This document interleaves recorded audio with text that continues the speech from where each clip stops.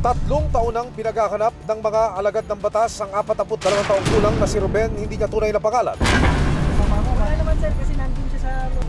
Pero nitong July 20, nakatanggap ang mga operatiba ng CIDG, DSOU ng informasyon tungkol sa kanyang kinaroroonan. Ang lalaking wanted para sa panggagakasa di umano sa isang menor de edad na may kondisyon sa pag-iisip, naabutan ng kapulisan na nakikipag-inuman pa sa Caloocan City. Hirapan kami sa iyo ha. Alias Ekong, kayo di ba? Kami mga CIDG, Police, Camp Crame, Quezon City, DSOU. Ngayon, may binibang warrant of arrest sa'yo sa RTC Branch 175, San Mateo, Rizal, sa kasong qualified rape. Arestado ka.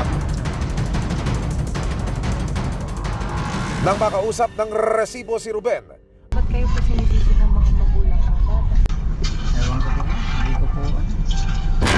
ang ina ng biktima na si Leia, hindi niya tunay na pangalan, hindi mapigilang maging emosyonal nang matuntun siya ng resibo.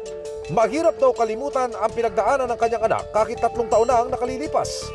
Kulang pa ang hirap na dinanas ko bilang ina at ang anak ko muntik mamatay sa ginawa niya. Sobra-sobra hanggang ngayon ang pait. Hindi ko matanggap. Ano nga ba ang bangungot di umano na naranasan ng dalagita sa kamay ng nooy bago nilang kapitbahay? Abangan yan sa resibo ngayong linggo. Ipagtanggol